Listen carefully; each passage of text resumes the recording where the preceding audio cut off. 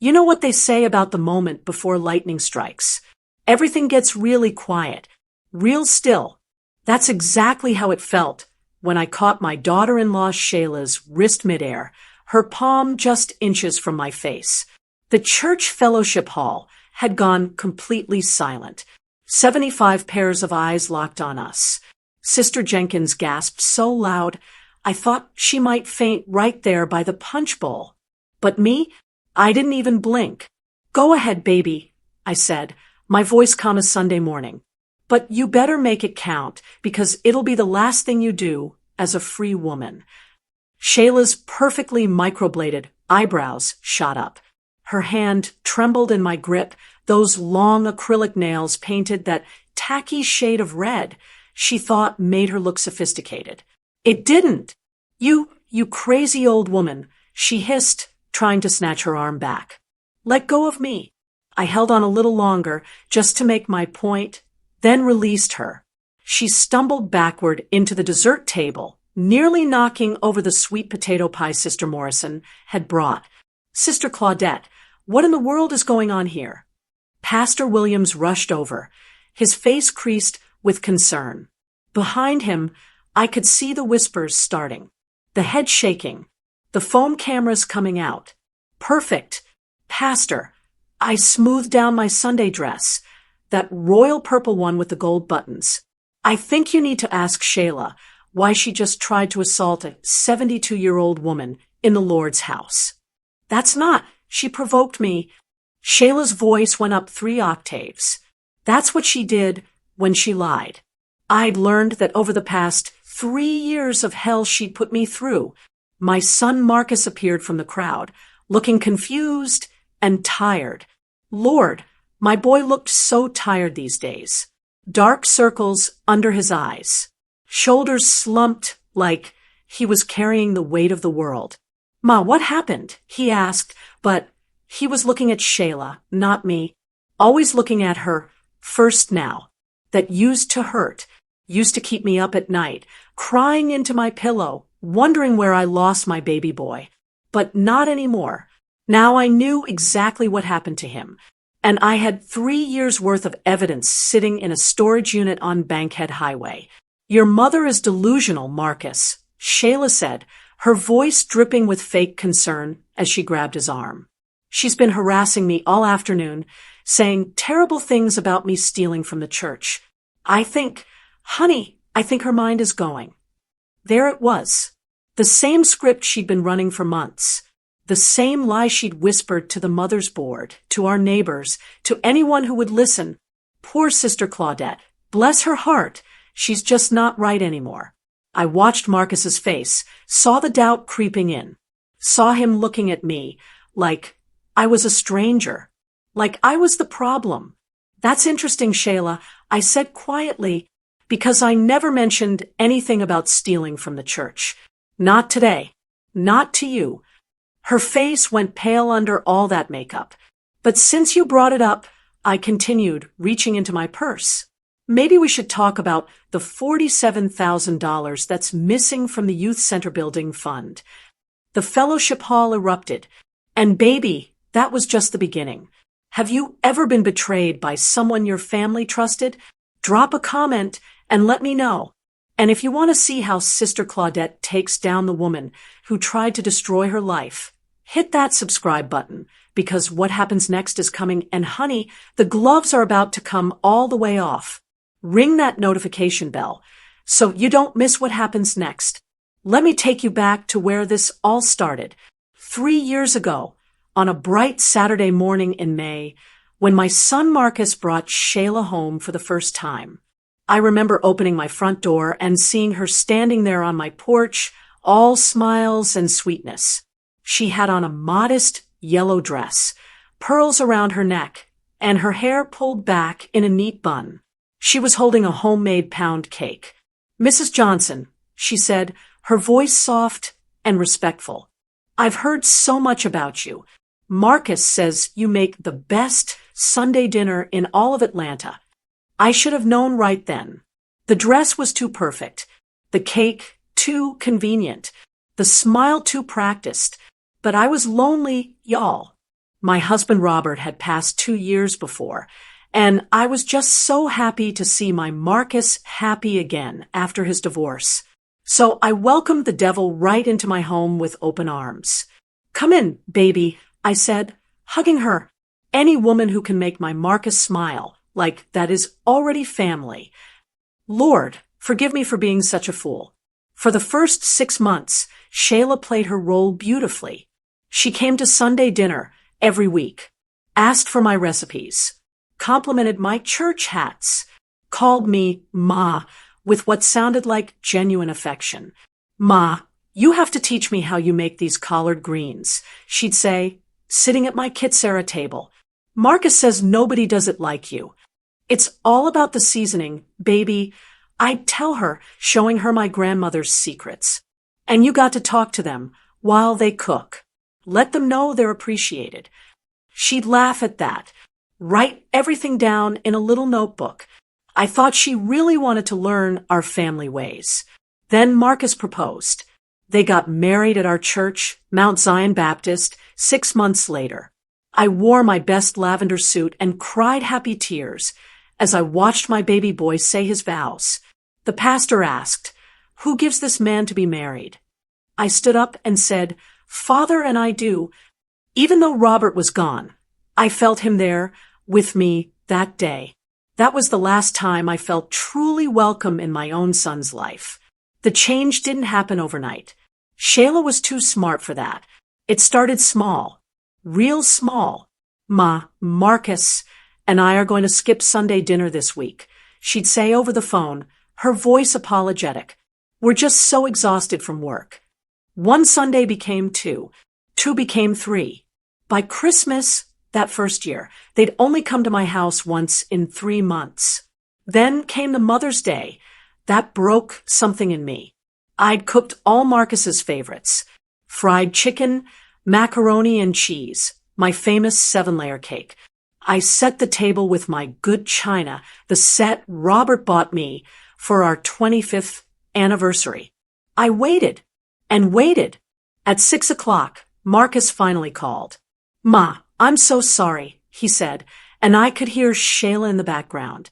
Shayla's mother really wanted us to come to her house today. "We're already here in Buckhead." "Baby, it's Mother's Day," I said quietly, trying not to let him hear my heart breaking. "I'm your mother too."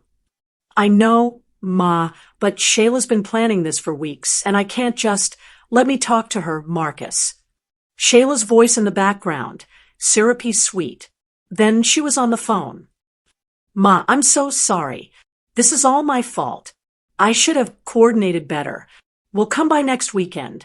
I promise. And we'll bring you something special from this restaurant we're going to." They never came that next weekend, or the weekend after that. That's when I realized this wasn't forgetfulness. This was strategy. At church, Shayla became everyone's darling. She joined the usher board, the women's auxiliary, the choir. She'd volunteer for everything, always with that perfect smile. Sister Claudette raised such a wonderful son, she'd tell the other church mothers. I'm just trying to live up to her example. But when no one was looking, she'd plant her little seeds of doubt. I overheard her one Sunday in the ladies' room. I was in the stall about to come out when I heard her voice. "I'm just worried about her, Sister Jenkins," Shayla was saying. "She keeps forgetting things. Last week she called Marcus 3 times about the same dinner invitation, and she's been saying some really strange things about our finances." "Oh my," Sister Jenkins replied. Bless her heart. My mother started going downhill around that age too. I stood there in that bathroom stall, my hand on the door, shaking with rage. Every word was a lie. I hadn't called Marcus about any dinner. I hadn't said anything about their finances. But Sister Jenkins believed her. Why wouldn't she? Shayla was young, concerned, devoted. I was just the elderly mother-in-law, probably getting senile. That was 2 years ago. And that's when I stopped being the victim and started being the investigator. The Monday after I heard Shayla lying about me in that church bathroom, I did something I never thought I'd do. I hired a private investigator. His name was Jerome Mitchell, a retired police detective who'd gone to school with my late husband Robert. I met him at a Waffle House on Peachtree Street, far enough from my neighborhood that nobody would recognize us. Sister Claudette, Jerome said, sliding into the booth across from me. He was a big man, dark-skinned with gray in his beard, wearing a simple button-down shirt. I was real sorry to hear about Robert. He was good people. Thank you, Jerome. I pushed a folder across the table. I need your help with something that would break Robert's heart if he was still here. I told him everything. The isolation, the lies, the way Shayla had turned my son against me. Jerome listened, taking notes, his face getting harder with each detail. What exactly do you need from me? He asked. I need to know who she really is, I said. And I need proof of whatever she's hiding. Because Jerome, a woman doesn't work this hard to separate a man from his mama unless she's got something to hide. Jerome nodded slowly. You got money for a retainer? I pulled out an envelope with $5,000 cash. Money I'd been saving from my pension. Will this cover it? His eyes widened. Sister Claudette, this is serious money. This is my son, Jerome. This is my grandbabies I barely get to see. This is my life she's trying to erase. I leaned forward. So yes, I'm serious as a heart attack. He took the envelope. Give me 2 weeks. 2 weeks later, Jerome called me at 6 a.m. We need to meet, he said. And Sister Claudette, you're going to want to sit down for this. We met at the same Waffle House. This time, Jerome brought a file so thick it barely fit in his briefcase.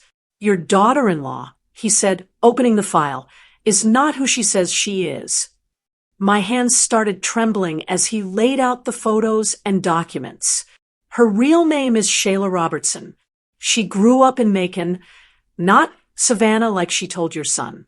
Her parents aren't deceased.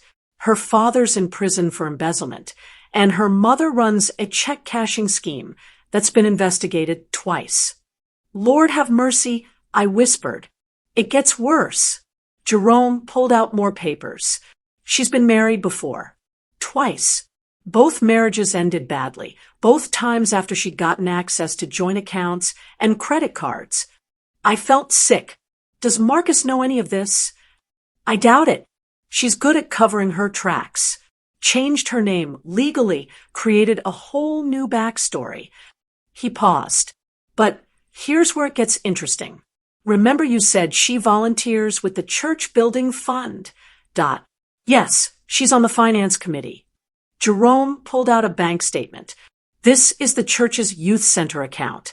Notice anything strange about these withdrawals. I put on my reading glasses and studied the paper. There were regular withdrawals, $500 to $2,000, every few weeks, all marked as building supplies or contractor payments. I thought we were saving that money. I said, the youth center doesn't break ground until next year. Exactly. Jerome tapped the paper. I cross-referenced these withdrawals with actual contractor invoices. There are no matching payments. This money is going somewhere else. Where? He showed me another document, a bank account in Shayla's name. Deposits matching the church withdrawals, almost to the dollar. She's been stealing from the church. My voice came out as a whisper. From the Children's Center, for 18 months now. Total so far is $47,312. I sat back in that vinyl booth, my mind racing. This wasn't just betrayal. This was theft. From our community. From children who needed a safe place to go after school. There's more, Jerome said softly. Your son's construction business? The one he's been complaining is struggling? I nodded. Marcus had been stressed about money for the past year. Said contracts were falling through. Payments were late.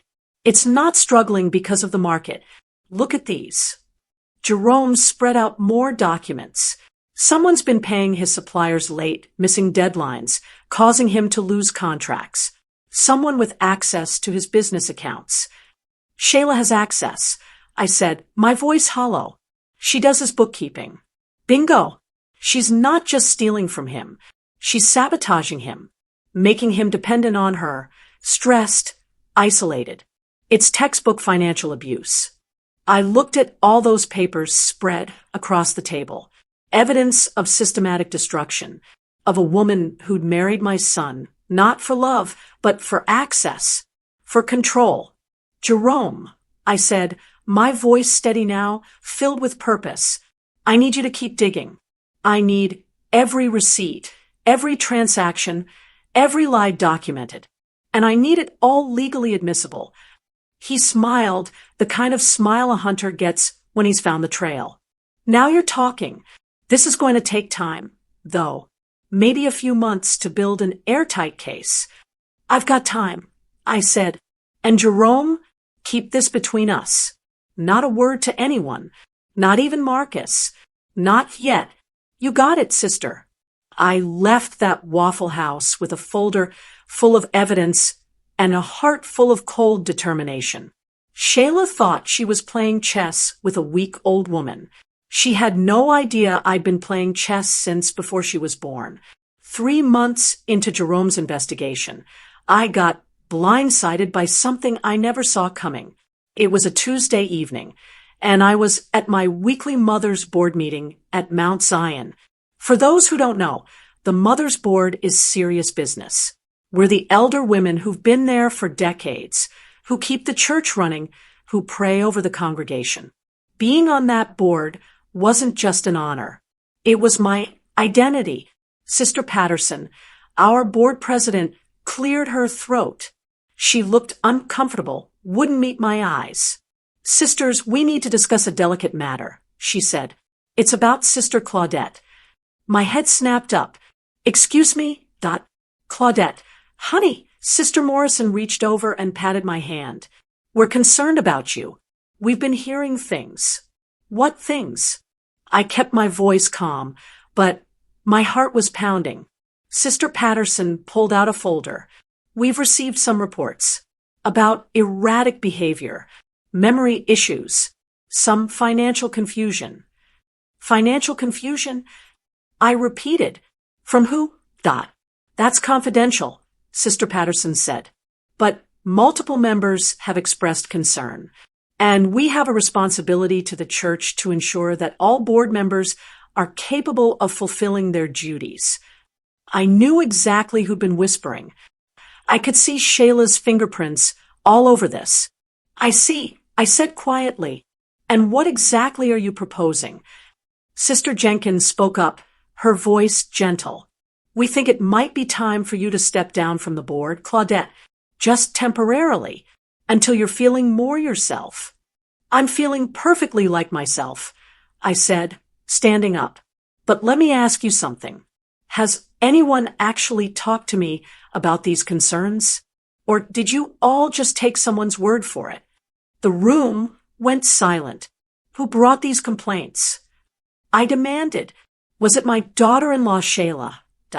Sister Patterson's face told me everything I needed to know. She's very concerned about you, Sister Morrison said. She says you've been accusing her of terrible things, that you're becoming paranoid. I laughed, actually laughed. Paranoid.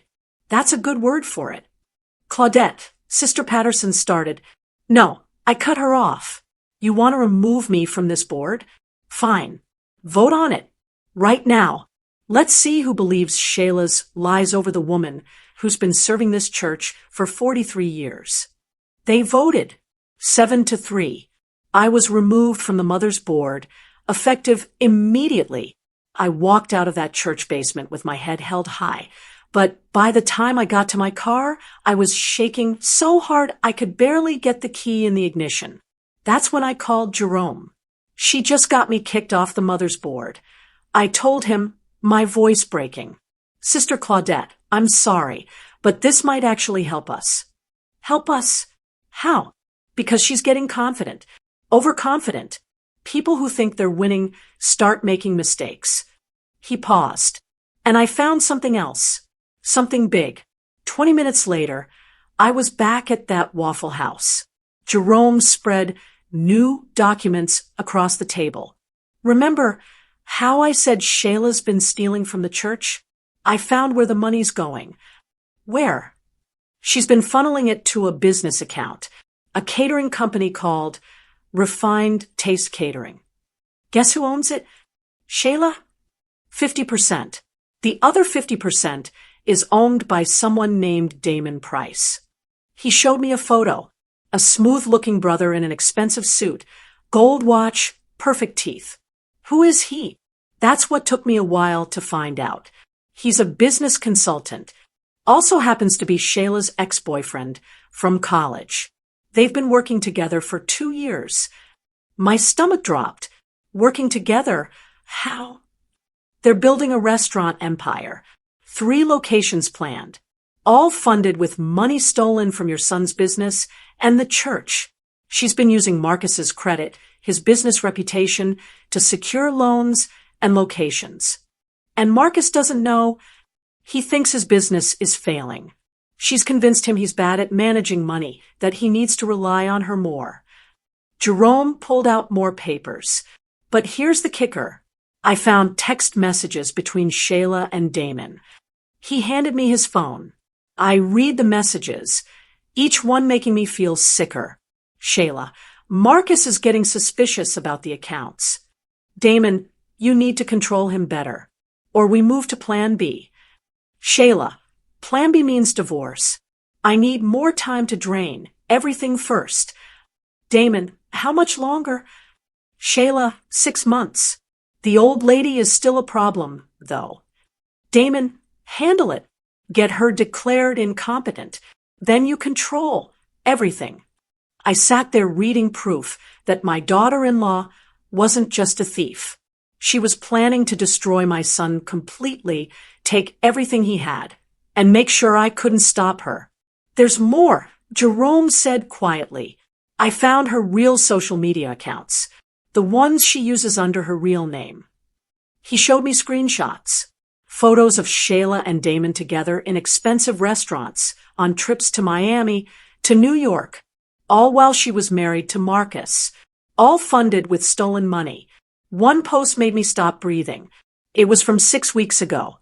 A photo of Shayla with a champagne glass, captioned, "Almost time to cash out and move on to bigger and better things.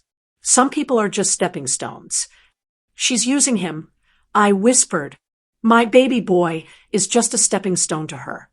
Yes, ma'am, Jerome said. But now we've got everything we need.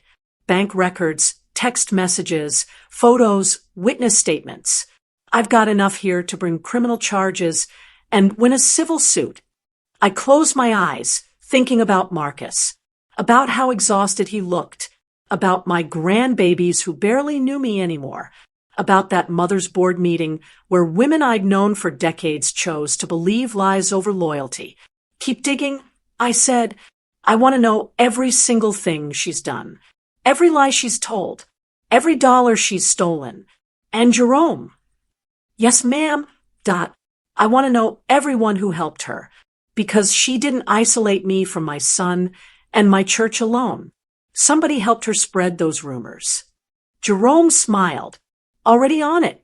After that mother's board meeting, I realized something important. Shayla had spent 3 years building her army of believers. Now it was time for me to build mine. But I had to be smart about it. Careful. One wrong move, and she'd know I was coming for her. I started with Sister Betty Freeman. She was 81 years old, sharp as a tack, and she'd never liked Shayla.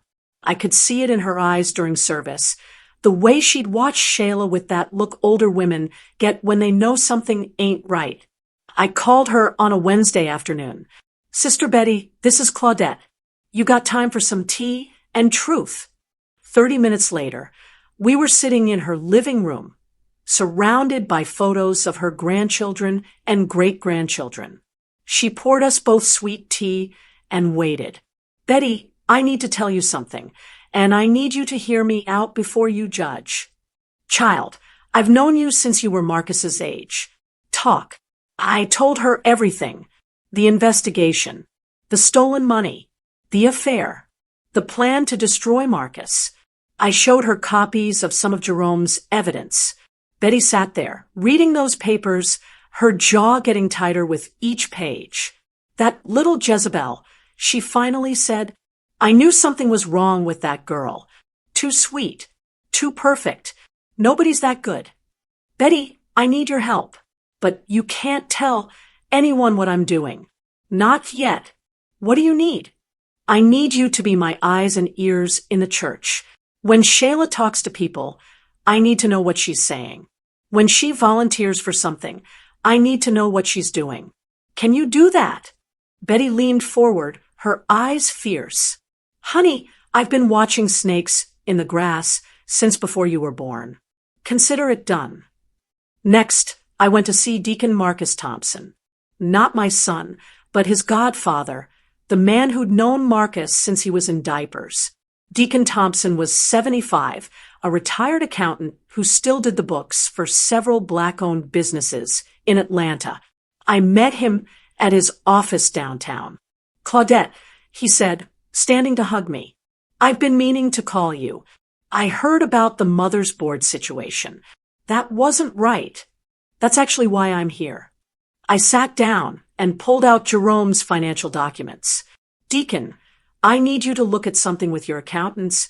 I watched his face as he went through the bank statements, the matching deposits, and withdrawals, the shell company documents. Lord have mercy, he whispered. This is systematic embezzlement. Whoever did this knew exactly what they were doing. It was Shayla, my daughter-in-law. His head snapped up. Marcus's wife, Dot. Yes, sir. And it's worse than just the church. She's been stealing from Marcus's business too, sabotaging him. Deacon Thompson took off his glasses and rubbed his eyes. How long has this been going on? 18 months that we can prove. Maybe longer. Does Marcus know? Not yet. If I tell him now, she'll destroy evidence and run. I need everything documented first. Legal. Airtight. I leaned forward. Deacon, you're on the church finance committee. I need you to start asking questions about the youth center fund. Not obvious ones. Just enough to make people start paying attention. He nodded slowly. I can do that. And Claudette, I'm sorry I didn't see this sooner. I should have been watching those accounts more carefully. Don't apologize. She fooled all of us, but we're going to make it right.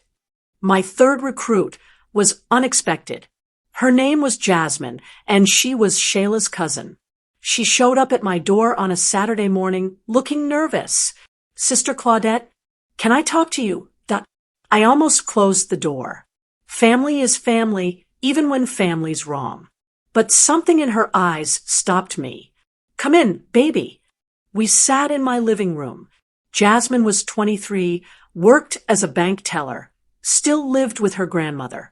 I need to tell you something, she said, her hands shaking. About Shayla, about what she's really like. I'm listening. She's not who she pretends to be. Growing up, she was always scheming, always using people. She stole money from our grandmother, got my brother arrested for something she did. She's been lying her whole life. Why are you telling me this? Jasmine looked up, tears in her eyes. Because last week, I heard her on the phone. She was talking to some man, laughing about how she's got your son wrapped around her finger, how she's going to take everything and leave. And she said something about you, about how she's going to make sure everyone thinks you're crazy so nobody will believe you when it all comes out. Do you have proof of this call? No, but I know where she keeps things. Documents, a second phone, jewelry she bought with money that isn't hers. She has a storage unit that Marcus doesn't know about. I sat forward. Jasmine, why are you helping me? This is your family. Because it's wrong. And because my grandmother is sick, she needs surgery, but she can't afford it because Shayla stole her savings 3 years ago. Shayla told everyone that Grandma just spent it foolishly. Jasmine wiped her eyes. I'm tired of watching her hurt people and get away with it. I gave Jasmine Jerome's number. Call this man. Tell him everything you know. Every detail about that storage unit. Every lie you've heard. Everything. She nodded. There's something else you should know. Shayla's planning something big. Soon. I heard her tell that man on the phone that she's almost ready to execute the exit strategy. Whatever that means. My blood ran cold. Execute the exit strategy. They were planning to drain everything and disappear. When did you hear this? 3 days ago. I had less time than I thought. After Jasmine left, I called Jerome. We need to move faster, I told him. She's planning to run. How much time do we have? I don't know. Weeks maybe. We need to be ready. Then we need to bring in one more person, Jerome said. A lawyer. Someone who can handle both the criminal and civil cases. Someone good. I know just the person, I said, thinking of Robert's old friend, attorney Michelle Harris. She was one of the best civil rights lawyers in Atlanta, and she owed Robert a favor. More than that, she was a woman who didn't play games. Set it up, Jerome said, because, Sister Claudette, when this goes down, it's going to be bigger than you think.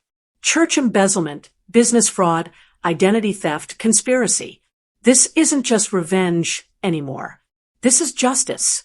Good, I said, because I want both. Attorney Michelle Harris met me at a coffee shop in Midtown. She was 52, wore her natural hair in elegant locks, and had a reputation for destroying people who tried to play dirty. Claudette, she said, embracing me, Robert was like a brother to me. Whatever you need, you've got it.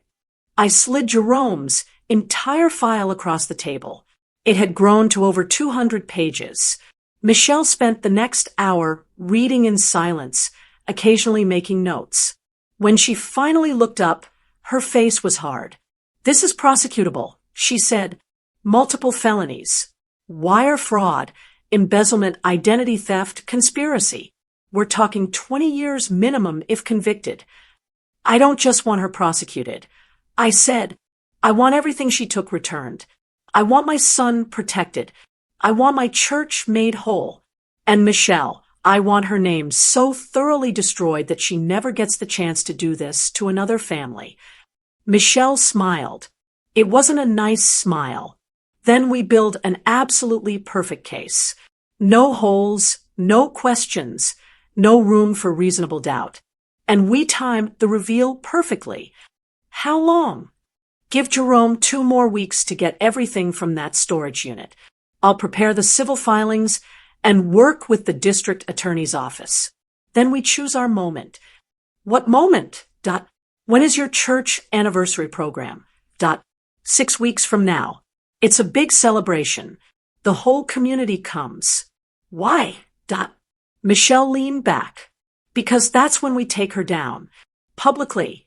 In front of everyone she's been lying to. We file charges the day before, freeze her accounts, get restraining orders. Then, at the anniversary program, you stand up and tell the truth with evidence to back every single word. That's brutal, I said. She tried to have you declared incompetent. She stole from children. She's destroying your son. Michelle's eyes were fierce. Brutal is what she deserves. I nodded. Do it. 2 days later, Jerome called me at 10 at night. I'm at the storage unit. Jasmine got me the access code. Sister Claudette, you need to see this. I'm on my way. The storage facility was in College Park, a 30-minute drive from my house. Jerome met me at Unit 247, wearing gloves and holding a camera. I've been documenting everything, he said, but you should see this yourself. He opened the door. The 10 by 10 unit was packed with boxes, filing cabinets, and plastic bins. Jerome had already opened several. I walked in and started looking. Designer handbags, Louboutin shoes, jewelry still in the boxes, thousands of dollars worth of clothes with tags still attached, all bought with stolen money. Jerome said, I found the receipts. Some of this was charged to Marcus's business credit cards, some to the church card she had access to. But that wasn't the worst of it. In the filing cabinets, Jerome had found something even more damning. Folders labeled with different names. I opened one marked Marcus Johnson business account. Inside were forged documents, fake invoices, altered contracts, bank statements with whiteout and photocopied changes, evidence of systematic fraud going back 3 years. She's been creating fake expenses. Jerome explained, making it look like Marcus's business is failing when really she's just been stealing from him and covering it up with paperwork.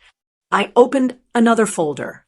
This one was marked MZ Building Fund, Mount Zion, my church, more fake invoices, fake contractor estimates, letters on forged letterhead from companies that, according to Jerome's research, didn't even exist. She created an entire paper trail to justify the withdrawals. Jerome said, if anyone questioned the missing money, she had documents to show where it supposedly went.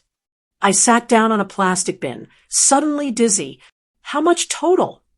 From Marcus's business? About $90,000 over 3 years.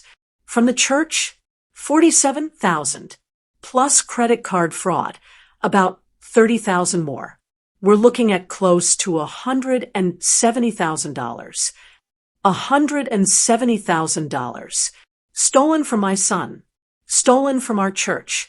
Stolen from our community. What's in that box? I pointed to a large cardboard box in the corner. Jerome opened it. Inside were photo albums and scrapbooks. I think these are her trophies, he said softly. I opened one of the albums. Pictures of Shayla with different men. Not Marcus. These were older photos. Each section had notes in Shayla's handwriting. David Sarah, 2015 to 2016. Amount acquired, $42,000. Exit strategy, moved to different state. Robert Martinez, 2017 to 2018. Amount acquired, $55,000. Exit strategy, blamed gambling addiction. Kenneth Washington, 2019 to 2020. Amount acquired, $68,000. Exit strategy, he filed bankruptcy, never suspected me.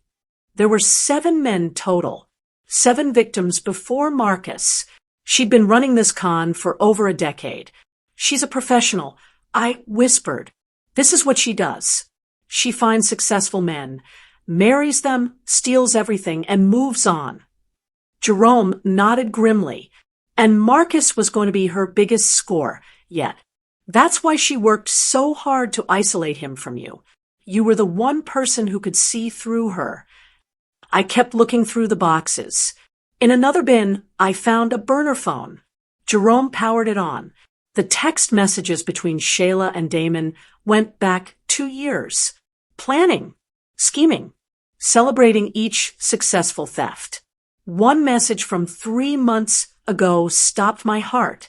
Damon, what about the kid? Shayla, what about them? They're Marcus's problem. I didn't sign up to be a mother. Once we cash out, I'm done with all of it. My grandbabies. She was planning to abandon my grandbabies. Jerome, I said, my voice shaking with rage. I want copies of everything. Every photo, every document, every text message. And I want it all admissible in court. Already on it. I've got a forensic accountant coming tomorrow to document everything properly.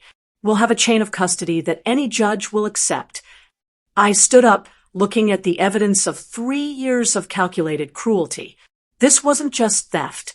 This was psychological warfare. This was someone who enjoyed destroying people. She made one mistake. I said quietly, "What's that?" I turned to look at Jerome. She forgot that us old black women, survived things she can't even imagine. We outlasted Jim Crow. We buried husbands and raised children alone. We built churches and communities from nothing. I walked to the storage unit door and looked back at all that evidence. She thought she could break me. But baby, I'm not the one who's about to be broken. The hardest part about knowing the truth was pretending I didn't. For the next 4 weeks, I had to play the role of defeated old woman while Shayla thought she was winning. It started with a phone call I made to Marcus. My hands shook as I dialed, knowing what I had to do. "Hey, Ma," he answered. He sounded tired. He always sounded tired now. "Baby, I've been thinking about what happened at church. With the mother's board." "Ma, I don't want to talk about that." "No, listen. Maybe they were right. Maybe I have been confused lately. Stressed." The words tasted like poison, but I pushed through. "I want to apologize to Shayla." Silence on the other end. Then, what? I said some things that weren't fair. Made accusations. "I think I owe her an apology. Can you ask her if she'd be willing to have lunch with me?" More silence. Then I heard him talking to someone in the background. "Shayla, Ma, Shayla says she'd love to have lunch with you. She's been so worried about you." "I bet she has. How about next Tuesday? That little soul food place on Auburn Avenue." "She says that's perfect. Ma, I'm glad you're doing this. It means a lot." After I hung up, I sat there feeling sick. But Michelle had been clear. We needed Shayla to think she'd won, to get comfortable, to let her guard down. Tuesday came. I got to the restaurant early, chose a table by the window, and waited. Shayla arrived 15 minutes late, wearing a designer dress I recognized from the storage unit. Stolen money wrapped around her like a trophy. "Ma," she said, that fake sweetness dripping from every word. "I'm so glad you called. Thank you for coming, baby." I stood and hugged her, even though my skin crawled. I'd been doing a lot of thinking. We sat down, ordered food, made small talk, all while I wanted to scream the truth at her. "I owe you an apology," I finally said. "I've been suspicious of you," accusatory. "That wasn't fair." Shayla reached across the table and took my hand. "Ma, I understand. You've been through so much. Losing Robert, adjusting to Marcus, and me being married. It's natural to feel a little lost. Lost. Like I was the one who needed direction. I think maybe I have been struggling more than I wanted to admit." I said, each word carefully chosen. The ladies at church were probably right to ask me to step down from the board. Shayla's eyes lit up. Just for a second, but I saw it. Victory. "The important thing is that you're recognizing it now," she said. "And Ma, I want you to know Marcus and I are here for you. Whatever you need. Actually, there is something." I pulled out an envelope. I've been thinking about my finances, planning for the future. I wanted to ask if you could help me organize my accounts. You're so good with money. I watched her face, watched greed flash across her features before she covered it with concern. "Of course, Ma. I'd be happy to help. Why don't you bring your documents by the house this weekend? That would be wonderful." I smiled. "You know, I was wrong about you, Shayla. You really do care about this family." "Of course I do," she said. "Family is everything." I excused myself to go to the bathroom. Once inside the stall, I pulled out my phone and texted Jerome. She took the bait. She thinks I'm giving her access to my accounts. His response came immediately. "Perfect. Let her think she's got you. We're 3 weeks from the anniversary. Everything is almost ready." When I came back to the table, Shayla was on her phone. She put it away quickly when she saw me. "Everything okay?" I asked. "Just work," she said. "Speaking of which, I wanted to talk to you about something. Marcus has been under so much stress with the business. I think maybe we should plan a surprise for him. Something to lift his spirits. What did you have in mind? Well, the church anniversary is coming up. What if we did something special for him that day? Recognized all his contributions to the building fund. My blood went cold. She wanted him there. She wanted Marcus at the church anniversary program, probably so she could use the event as cover to announce they were leaving town. Make it look like a fresh start instead of what it really was. An escape. That's a beautiful idea. I said, let's do it. Over the next 3 weeks, I played my part perfectly. I brought financial documents to Shayla's house. Nothing important, just old bank statements and bills. But enough to make her think I was really giving her access. I watched her photocopy everything, watched her take notes, watched her plan her next con while smiling in my face. At church, I stayed quiet, let Sister Patterson and the others feel sorry for me. Let them think Shayla had been right all along, that I was just a confused old woman who'd finally accepted reality. Sister Betty played her part too. She'd come sit with me after service, pat my hand, tell me how brave I was being. You're doing good, Claudette, she'd whisper. 2 more weeks. Meanwhile, Jerome and Michelle were working overtime. The forensic accountant had documented everything from the storage unit. Michelle had filed the criminal complaints with the DA's office, sealed until the day before the anniversary. She'd also prepared civil suits against Shayla and Damon for fraud, theft, and conspiracy.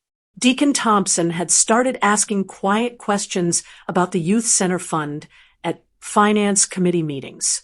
Nothing obvious, just enough to plant seeds of doubt. Sister Shayla, he'd said at the last meeting, I was looking at these invoices for building supplies. Do we have receipts from the actual vendors? I watched her face go pale. Those should be in the files. I'll get them to you. No rush, Deacon Thompson had said. Just want to make sure everything's organized before we break ground next year. She'd nodded, but I could see the worry in her eyes. 5 days before the anniversary, Marcus called me. Ma, Shayla told me you've been spending time together, working on your finances. Yes, baby. She's been so helpful. I'm glad. He paused. Ma, I'm sorry for not believing you before, for not being there. My heart broke. Marcus, you have nothing to apologize for. I do, though. I let Shayla convince me you were the problem, but lately I've been noticing things. Money missing from accounts she handles. Explanations that don't quite add up. I think maybe you were right to be concerned. Lord, he was finally starting to see. Marcus, listen to me. I need you to trust me. Can you do that? Of course, Ma. Come to the church anniversary program Sunday. And baby, no matter what happens, know that everything I'm doing is to protect you. Ma, you're scaring me. Don't be scared. Just be there. And Marcus, bring your lawyer.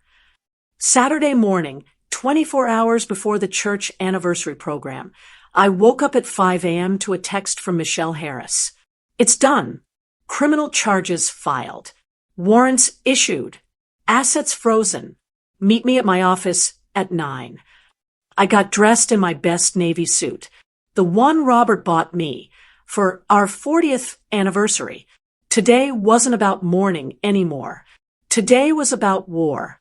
Michelle's office was downtown, 15th floor, with a view of the Atlanta skyline. When I walked in, Jerome was already there, along with 2 people I didn't recognize. Claudette, this is Detective Sarah Dwyer and Assistant District Attorney James Robertson. They'll be handling the criminal case. Detective Sarah was a small woman with sharp eyes. ADA Robertson was a tall man in his 40s with a reputation for never losing a case. Mrs. Johnson, Robertson said, shaking my hand, I've reviewed all the evidence. This is one of the most thorough fraud cases I've ever seen. Your investigator did excellent work. What happens now? I asked. We've obtained arrest warrants for Shayla Robertson, also known as Shayla Johnson, and her accomplice Damon Price. Charges include wire fraud, embezzlement, identity theft, conspiracy to commit fraud, and forgery. He paused. We're looking at felony counts that could result in 15 to 20 years in prison. When will you arrest them? Detective Sarah spoke up. We have officers watching both of them now. We'll execute the warrants tomorrow morning at 6 a.m. before the church program. That way they're in custody before they know what's happening. Michelle added, I've also filed civil suits on behalf of Marcus, the church, and the 7 previous victims we were able to locate. We're suing for full restitution plus damages. The preliminary asset freeze means she can't access any of her accounts or sell anything. What about Marcus? I asked, will he be implicated?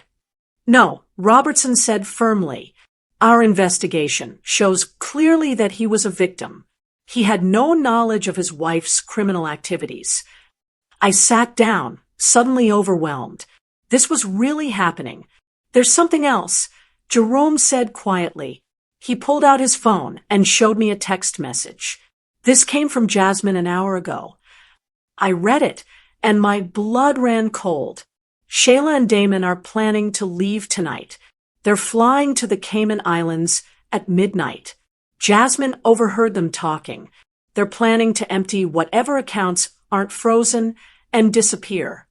We need to move now, Detective Sarah said, standing up. We can't wait until morning.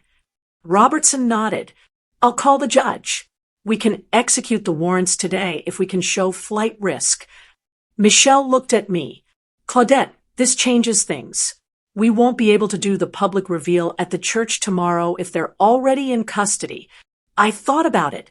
Thought about all those church members who'd believed Shayla's lies. About the mother's board that had thrown me out. About the community that needed to see the truth. Can we delay the arrest? I asked. Everyone stared at me. Hear me out. I continued. They're not flying out until midnight. The church program starts at 3 p.m. What if we let them go to the program, let them think they're free and clear, and then reveal everything there, with everyone watching? Then you arrest them. That's risky, Detective Sarah said. They could run. Not if we have officers at the church, I said. Plain clothes. They won't even know. And this way, the whole community sees the truth, sees the evidence. Nobody can say later that I was lying or confused or bitter. Robertson and Sarah looked at each other. It's unorthodox, Robertson said slowly, but it could work. And honestly, the public revelation might help our case. Community impact matters in sentencing. I'll assign a team, Sarah said. But Mrs. Johnson, if at any point they try to leave, we're making the arrest. Agreed. Agreed. The meeting lasted another 2 hours. We went through the plan step by step. Michelle would prepare a presentation for the church program, PowerPoint slides with evidence, bank statements, photos from the storage unit. Everything. Jerome would have copies of all documents ready to distribute. Deacon Thompson would make the official announcement to the church. Sister Betty would coordinate with other mothers' board members who'd finally started asking questions. And me? I would stand up and tell my story. At noon, my phone rang. It was Marcus. Ma, can you come over? I need to talk to you. It's important. My heart started racing. Is everything okay? Just please come. And Ma, don't tell Shayla you're coming. 20 minutes later, I was sitting in Marcus's home office. He looked terrible, like he hadn't slept in days. Ma, I found something. He pulled out a folder. Inside were bank statements. I've been going through our accounts, following up on those questions Deacon Thompson asked at the finance meeting. Ma, money is missing. A lot of money. I know, baby. You know, he looked up at me. How long have you known? 3 months. I hired an investigator. His face crumbled. Why didn't you tell me? Because I needed proof. Because I knew if I came to you with accusations, she'd convince you I was crazy. Because Marcus, this is bigger than you think. I pulled out my phone and showed him copies of Jerome's evidence. Watched my son's face as he saw the extent of his wife's betrayal. She's been stealing from me for 3 years. His voice was barely a whisper. From you, from the church, from 7 other men before you. Baby, she's a professional con artist. This is what she does. Marcus put his head in his hands. For a moment, he looked like the little boy who used to run to me when he was hurt. The kids, he said. Ma, what about my kids? You'll protect them. We'll protect them together. But Marcus, I need you to trust me. Tomorrow at the church program, everything is going to come out. The police, lawyers, everyone will be there. Can you be strong for me? He looked up, tears in his eyes. Is Shayla going to jail? Yes, baby. She is. He nodded slowly. Good. Because, Ma, I'm looking at these statements, and she didn't just steal from me. She stole from our children's college fund. Money my daddy left for their education. She took everything. We're going to get it back. Every penny. I promise you. That evening, I went home and did something I hadn't done in 3 years. I called my prayer warrior friends, the ones who'd stood by me even when the church turned their backs. Sister Mary, Sister Ruth, Sister Denise. Women who'd known me for 40 years. I need y'all to pray with me tonight. I told them, tomorrow is going to be the hardest day of my life, and I need strength. They came over. We sat in my living room, held hands, and prayed. Sister Mary prayed for justice. Sister Ruth prayed for healing. Sister Denise prayed for protection. And I prayed for wisdom, for the right words to say, for the strength to stand in front of my church and tell a truth that would shatter everything they thought they knew. At 11 p.m., my phone buzzed. A text from Jerome. Shayla and Damon are at the airport. They're early. Police are in position. If they try to board, we're making the arrest. I held my breath for the next hour, watching my phone. At midnight, another text. False alarm. They just checked out the flight, made sure it was ready. They're heading back to the city. Program is still on for tomorrow. I finally let myself breathe. Tomorrow, Shayla would walk into Mount Zion Baptist Church, thinking she'd won. Thinking she was about to give a tearful goodbye speech before disappearing with my son's money. Instead, she was going to face the judgment of an entire community. And I was going to be the one to deliver it. Sunday morning, I woke up at dawn and put on my armor. Not the metaphorical kind. My actual armor. The purple suit with the gold trim that I wore when I was installed as Mother's Board president 15 years ago. The one, Robert said, made me look like royalty. Today, I was reclaiming my throne. I got to Mount Zion at 1 p.m., 2 hours before the program started. The sanctuary was already decorated, purple and gold balloons, banners celebrating 75 years of the church. The choir was practicing. Everything looked perfect. Sister Betty met me in the hallway. They're here, she whispered. Shayla and Damon. They came in through the back. She's in the fellowship hall, acting like the first lady of the church. Let her enjoy it, I said. She's got 2 more hours of freedom. Pastor Williams found me in the hallway. Sister Claudette, I heard you wanted to speak during the program. About what? About the truth, Pastor. About lies that have been told in this church. About money that's been stolen from God's people. His face went pale. Claudette, what are you talking about? You'll see, Pastor, at exactly 4 o'clock. I'm going to need 10 minutes. Can you give me that? He looked uncertain, but he nodded. If this is what I think it is, it's worse than you think. But it ends today. By 3 p.m., the sanctuary was packed. Over 500 people. Church members, community leaders, local pastors. Marcus sat in the third row with our grandchildren. His face was stone, but I could see the pain in his eyes. Shayla sat in the front row, wearing a white dress like she was some kind of angel. Damon sat 3 rows behind her, trying to look like just another church member. Detective Sarah and 3 other officers were scattered throughout the congregation in plain clothes. Jerome sat in the back with his laptop, ready to display evidence. Michelle Harris sat near the front, her legal briefcase at her feet. The program started. Songs, testimonies, a history of the church presented by Sister Patterson. Everything normal. Then came the financial report. Deacon Thompson stood at the podium.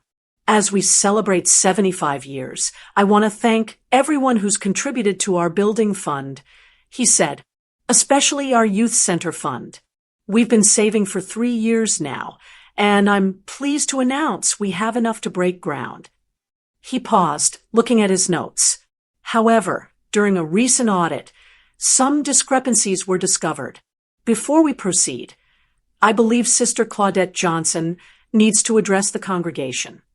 The sanctuary went quiet. You could hear people shifting in their seats. I stood up and walked to the front. My legs were steady. My heart was calm. This was my moment. Good afternoon, church family, I said. Some of you know me. Some of you think you know me. And some of you have been told lies about me. Murmurs rippled through the crowd. 3 years ago, my son Marcus married a woman named Shayla. She seemed perfect, sweet, godly, devoted. I welcomed her into our family with open arms. I looked directly at Shayla. Her smile was frozen on her face. But perfection is often a mask, and over 3 years, that mask never slipped.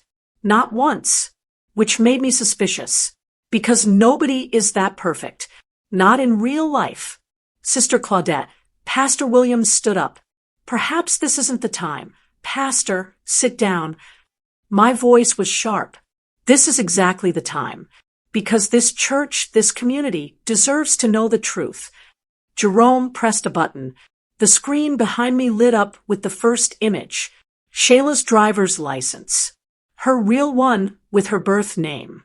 This is Shayla Robertson, not Shayla Johnson. Robertson. She legally changed her name 4 years ago to hide her past. The murmuring got louder. Her parents aren't dead, like she told Marcus. Her father is in prison for embezzlement. Her mother has been investigated twice for running financial scams. Next slide. Marriage certificates. 7 of them. She's been married 7 times before Marcus. 7 men who she conned, stole from, and abandoned. The shortest marriage lasted 8 months. The longest 3 years. I heard gasping, saw heads turning to stare at Shayla. She was standing now, her face red. This is slander, she shouted. These are lies. Pastor, are you going to let this crazy woman sit down, Shayla? I said calmly. I'm not finished. Next slide. Bank statements from the church account. Withdrawals highlighted in red. Over the past 18 months, $47,312 has been stolen from the Mount Zion Youth Center Building Fund. Money that was supposed to go to our children, to create a safe place for them after school. The sanctuary erupted, people standing up, shouting questions. Pastor Williams looked like he might faint. Deacon Thompson has the full accounting. I continued, raising my voice over the noise.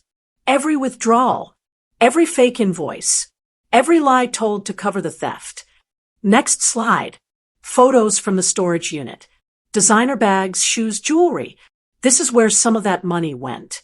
A storage unit full of luxury items bought with funds stolen from this church and from my son's business.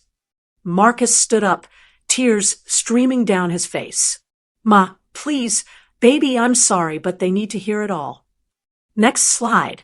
Screenshots of text messages between Shayla and Damon.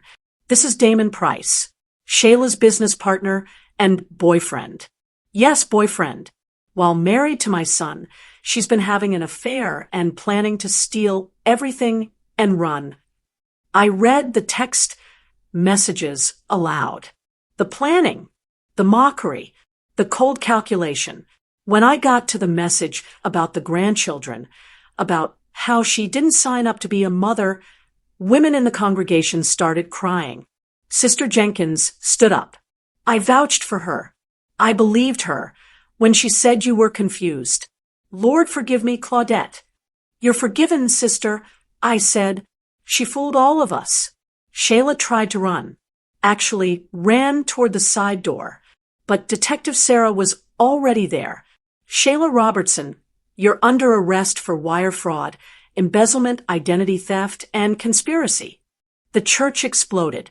People screaming, crying, trying to get closer to see. Damon tried to slip out the back, but 2 other officers grabbed him. You have the right to remain silent, Detective Sarah said, handcuffing Shayla as she screamed and struggled. This is entrapment. You can't do this. Marcus, help me. Tell them they're wrong. Marcus stood there, holding our grandbabies, tears running down his face. He didn't say a word. As they dragged Shayla out, she looked at me with pure hatred. You bitter old witch. You've always been jealous of me. You couldn't stand that Marcus chose me over you. I walked up to her, looked her dead in the eye, and smiled. Baby girl, I didn't choose anything. You did. You chose to be a thief. You chose to be a liar. You chose to mess with the wrong family. I leaned in closer, and when you get to that jail cell tonight, when you're sitting there alone, I want you to remember something. I tried to slap me. Remember? At the fellowship hall, you raised your hand to me. Her eyes widened. I caught your wrist, and I told you I'd make it the last thing you did as a free woman. Did you think I was playing? They hauled her out, still screaming. The sanctuary was chaos. People crying, hugging, asking questions. Pastor Williams stood at the podium, trying to restore order. Church family, please. Let's pray. Let's ask God for healing and wisdom. But before anyone could bow their heads, I spoke again. There's one more thing. The Mothers Board removed me from my position because they believed lies about me. I forgive them, but I want my position restored. Not because I need the title, but because this church needs to remember that wisdom comes with age. That old doesn't mean weak. That mothers protect their children, no matter how old those children get. Sister Patterson stood up, tears streaming down her face. Sister Claudette, I move that you be immediately reinstated to the Mothers Board with full privileges. Seconded, Sister Jenkins said, her voice breaking. All in favor? Pastor Williams asked. The entire congregation stood up. Every single person. The sound shook the walls. I stood there, looking at my church family, at my son, at my grandbabies, and I felt something I hadn't felt in 3 years. Peace. The Monday morning after the church program, I woke up to my phone, ringing nonstop. News had spread through Atlanta's Black community like wildfire. The first call was from a reporter at the Atlanta Voice. Mrs. Johnson, we'd like to do a story about what happened at Mount Zion, about elder abuse and financial fraud in the church community. I agreed. This wasn't just about me anymore. This was about protecting other families, other churches, other elderly people who might be targeted by predators like Shayla. The second call was from Michelle Harris. Claudette, we need to meet. The DA wants to talk to you about victim impact statements. And I have news about the civil suits. We met at her office at 10 a.m. ADA Robertson was there, along with Detective Sarah. Mrs. Johnson, Robertson said Shayla Robertson and Damon Price were arraigned this morning. Both pleaded not guilty. Bail was set at $500,000 each. Can they make bail? I asked. Unlikely. All their known assets are frozen. The judge considered the major flight risks given the plane tickets and offshore accounts we discovered. Offshore accounts. Detective Sarah nodded. We found evidence of accounts in the Cayman Islands and Switzerland. Total of about $230,000.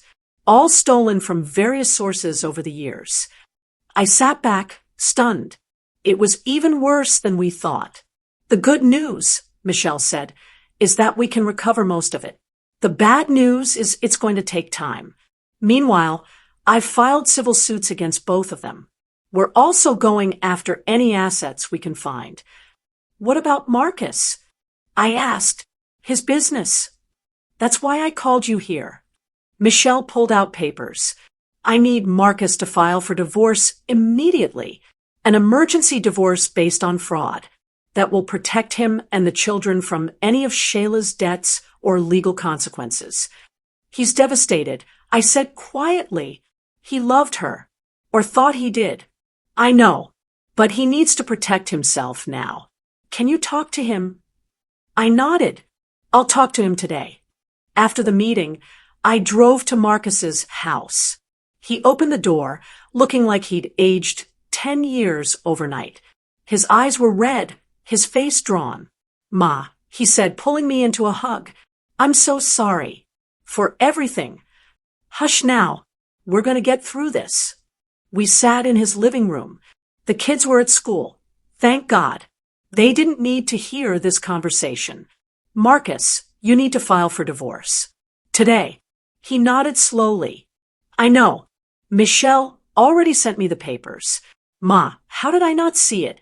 How was I so blind? Baby, she was a professional. She'd been doing this for years.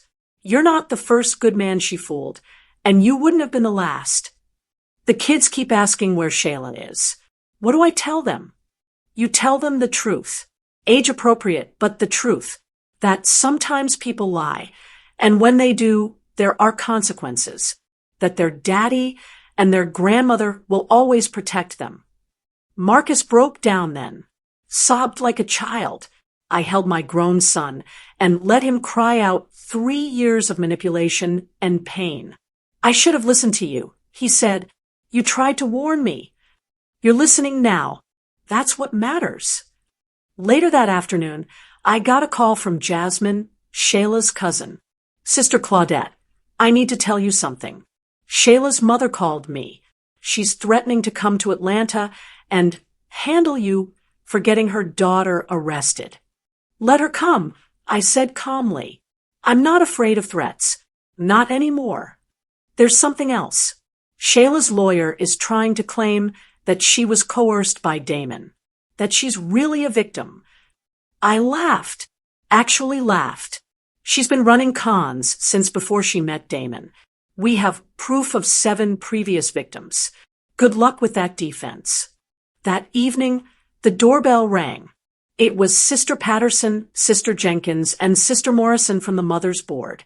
They stood on my porch, looking ashamed. Claudette, Sister Patterson said, we came to apologize properly, to ask your forgiveness face to face. I invited them in, made tea. We sat in my living room, these women I'd known for decades. We should have believed you, Sister Jenkins said, wiping her eyes. We let that girl play us. We let her turn us against our own sister. She was good at it, I said. That's what made her dangerous. How did you stay so strong? Sister Morrison asked. How did you not give up when everyone turned against you? Because I knew the truth, and I knew that lies always come to light eventually. You just have to be patient enough to wait for it. Sister Patterson pulled out an envelope. The Mother's Board met this morning. Emergency session.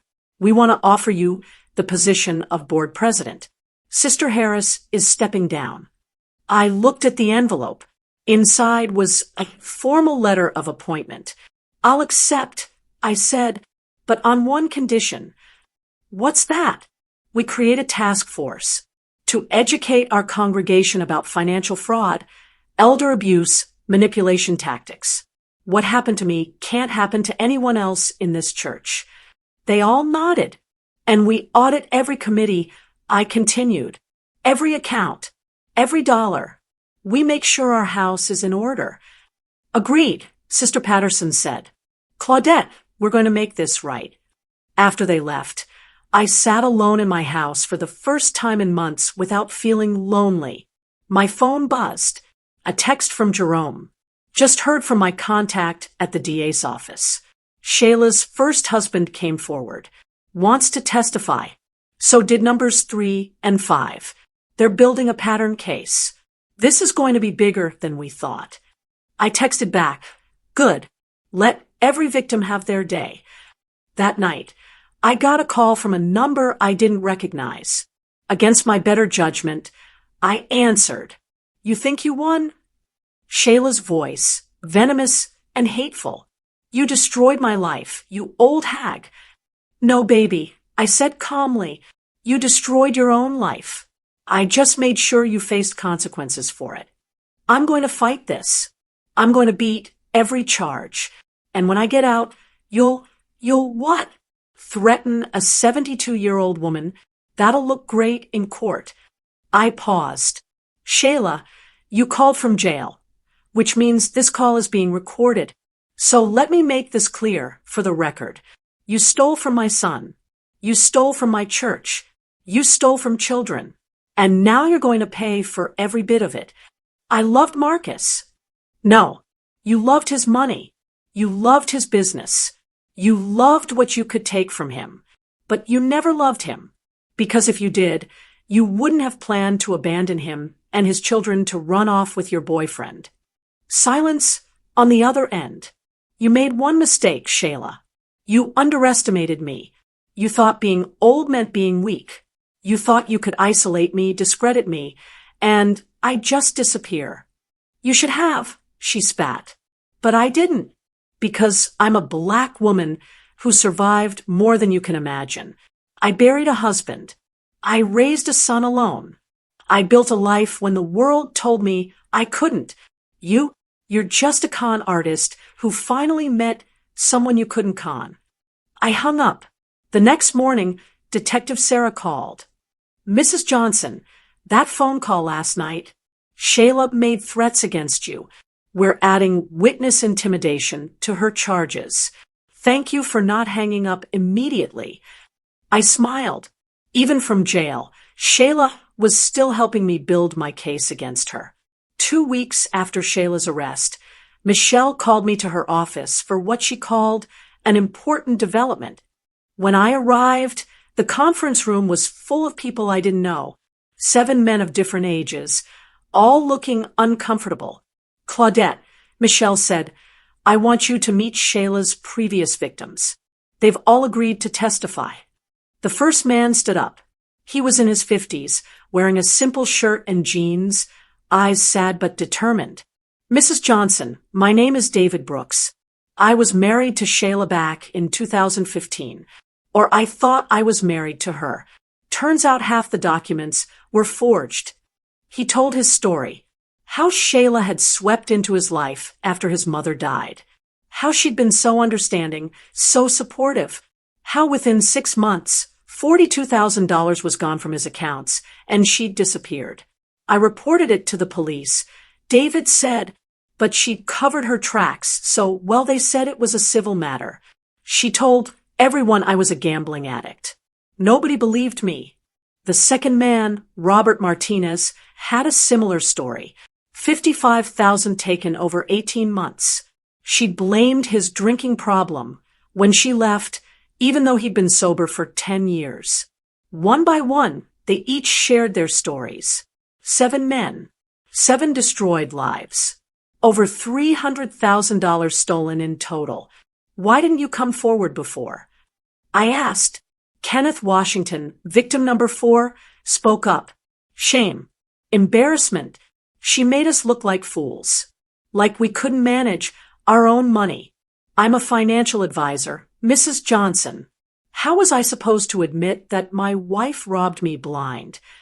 I understood that. The shame of being deceived. The fear that people would think you were stupid. Well, you're coming forward now, I said, and that takes courage. Real courage. Michelle spread documents across the conference table, with all 7 victims testifying, plus Marcus, plus the church. We have what's called a pattern of behavior. The DA can argue that this wasn't just one crime, but a criminal enterprise spanning over a decade. What does that mean for sentencing? I asked.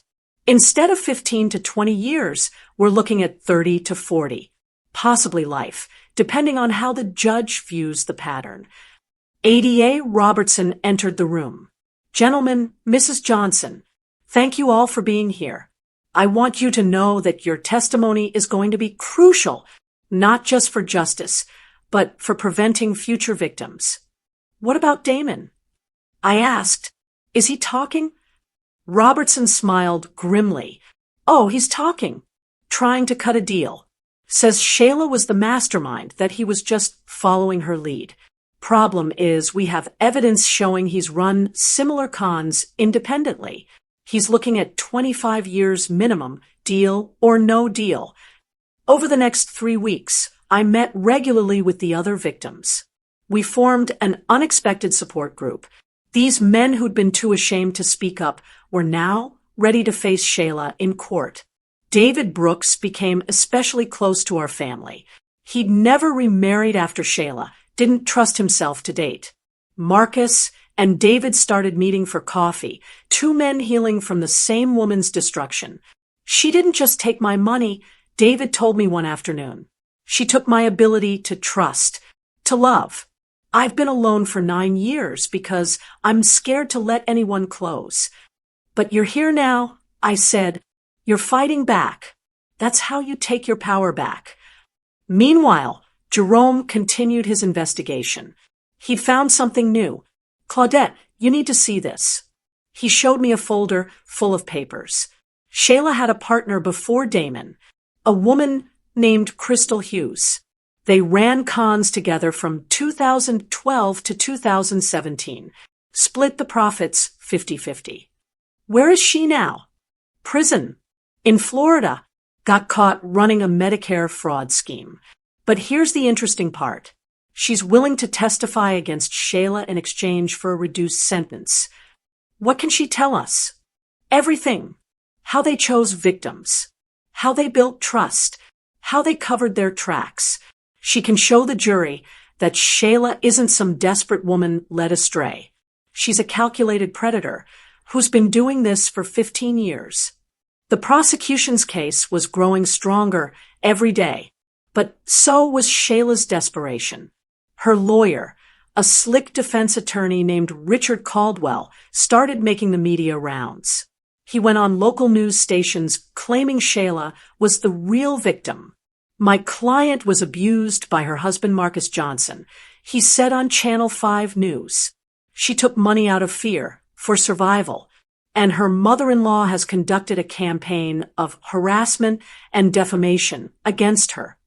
I was watching that interview with Marcus when it aired. My son's hands clenched into fists. Ma, he's lying. I never touched her, never raised my voice. I gave her everything. I know, baby, the truth will come out in court, but the media damage was done. Suddenly, some people started questioning the narrative. Maybe Shayla was a victim.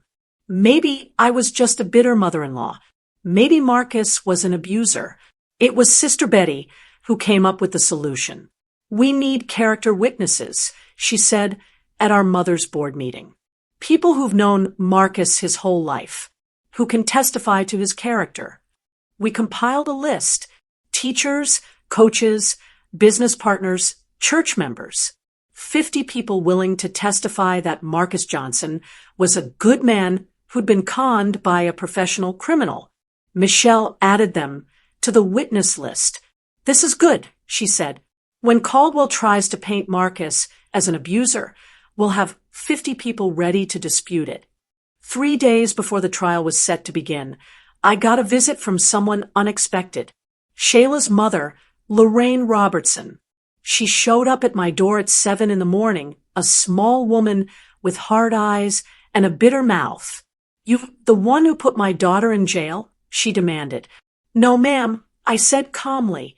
Your daughter put herself in jail by stealing from people. Shayla told me all about you. Controlling, manipulative, couldn't stand that your son loved someone else. Is that what she told you? Interesting. Did she also tell you she stole $170,000? That she was running away with her boyfriend? That she was planning to abandon her stepchildren? Lorraine's face flickered with something. Doubt. Maybe I raised my daughter right, she said, but her voice was less certain. Ma'am, your husband is in prison for embezzlement. Your daughter learned from the best. You don't know nothing about my family. I know your daughter has destroyed 8 men's lives. I know she stole from a church, from children. I know she's a con artist, and I know you probably taught her how. Lorraine's face twisted with rage. You self-righteous church women think you're so much better than everybody else. No, ma'am. I just know right from wrong. And I know when someone hurts my family, I don't stop until there's justice. She left, but not before spitting on my porch. I cleaned it up and called Detective Sarah to report the visit. Another witness intimidation charge for the family. The night before the trial, I couldn't sleep. I sat in my living room looking at photos of Marcus as a boy. My baby, who I'd raised to be honest and kind, who'd been taken advantage of because of those very qualities. My phone rang. It was Marcus. Ma, I'm scared. What if the jury believes her? They won't, baby. We have the truth. We have the evidence. We have 7 other victims. Shayla can lie all she wants, but lies can't stand up to that much truth. What if I break down on the stand? Then you break down. Let them see your pain. Let them see what she did to you. That's not weakness, Marcus. That's evidence. He was quiet for a moment. Ma, thank you for never giving up on me, for fighting when I couldn't. That's what mothers do, baby. We fight, and we never, ever stop. The Fulton County Courthouse was packed on the first day of trial. Media trucks lined the street, cameras everywhere. This case had become bigger than any of us expected. Georgia church con artist faces 8 victims. Read the Atlanta Journal-Constitution headline. I walked into that courthouse wearing my best black suit, the one with the pearls Robert gave me. Marcus walked beside me, holding my hand like he used to when he was a little boy. Inside, the courtroom was already filling up. I saw the 7 other victims sitting together. Sister Betty, Sister Jenkins, and half the Mother's Board were there. Deacon Thompson, Pastor Williams, Jerome and Michelle sat at the prosecution table with ADA Robertson. Then Shayla was brought in. She looked different, smaller somehow. Her hair wasn't done. No makeup. They had her in a simple gray suit, probably her lawyer's idea to make her look sympathetic. When she saw me, her eyes filled with hatred. Pure, undiluted hatred. Good. Let the jury see that.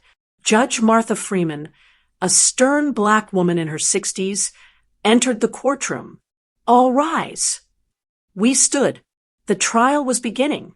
Jury selection took 2 days. They needed to find 12 people who hadn't already made up their minds from the media coverage. Eventually, they settled on 7 women and 5 men, mixed ages and races. Opening statements came on day 3. ADA Robertson stood up, buttoned his suit jacket, and addressed the jury.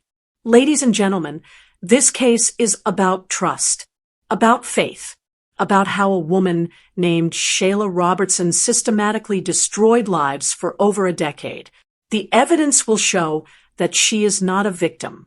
She is a predator. He walked them through the timeline. 7 previous victims, the pattern, the offshore accounts, the fake documents, the affair with Damon Price. The defense will try to paint Shayla Robertson as a desperate woman, coerced and controlled. But the evidence will show you something very different. a calculated criminal who chose her victims carefully, manipulated them expertly, and left them financially and emotionally destroyed. Then it was Caldwell's turn. Shayla's lawyer was smooth. I'll give him that. My client made mistakes, he said, his voice soft and understanding. But those mistakes came from a place of fear. Shayla Robertson grew up in poverty, with a father in prison and a mother struggling to survive. She learned early that the world wasn't fair, that women like her had to fight to survive. He painted a picture of Shayla as a victim of circumstance, a woman trapped in an abusive marriage to Marcus, controlled by a domineering mother-in-law who took money out of desperation. Was it wrong? Yes. But was it criminal? That's what you'll have to decide.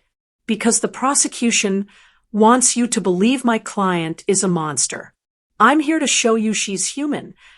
The first witness was Detective Sarah. She laid out the investigation timeline, the evidence collected, the pattern of behavior.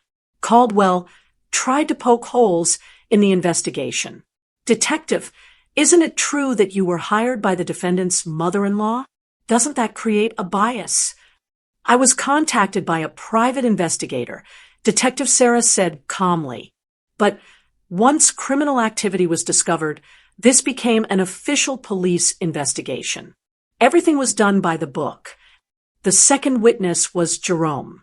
He walked the jury through the storage unit discovery, the documents, the evidence of 7 previous victims. Mr. Mitchell, you were paid by Mrs. Claudette Johnson, correct? Caldwell asked on cross-examination. Initially, yes. So you had a financial incentive to find evidence against my client. I had a financial incentive to find the truth, Jerome said. And the truth is that your client is a career criminal. Objection. Caldwell shouted. Sustained, Judge Freeman said. The jury will disregard that last statement. But the jury had heard it. You could see it on their faces. Day brought the victims to the stand. David Brooks went first. He told his story quietly, with dignity. How Shayla had come into his life after his mother died. How she'd been so understanding. How she'd slowly taken control of his finances. I trusted her, David said, his voice breaking. I loved her. And she stole everything. Caldwell tried to paint David as incompetent with money. Mr. Brooks, isn't it true that you had significant debt before meeting my client? I had a mortgage and a car payment. Normal debt. I didn't have empty bank accounts until she left. One by one, the other victims testified. Each story was the same pattern. Love bombing, isolation, financial control, theft, abandonment. By the time Kenneth Washington finished testifying about how Shayla had stolen his mother's life savings, 3 jurors were crying. Day 6 was Marcus's turn. My son walked to the stand looking like he'd aged 20 years. He was sworn in, sat down, and looked straight at the jury. Mr. Johnson, Robertson said gently, tell us how you met the defendant. Marcus told the story. Their courtship. The wedding. How happy he thought they were. When did you first notice something was wrong?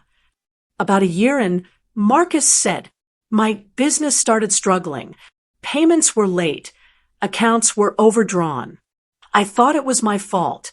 Shayla kept telling me I was bad at managing money, that I should let her handle everything.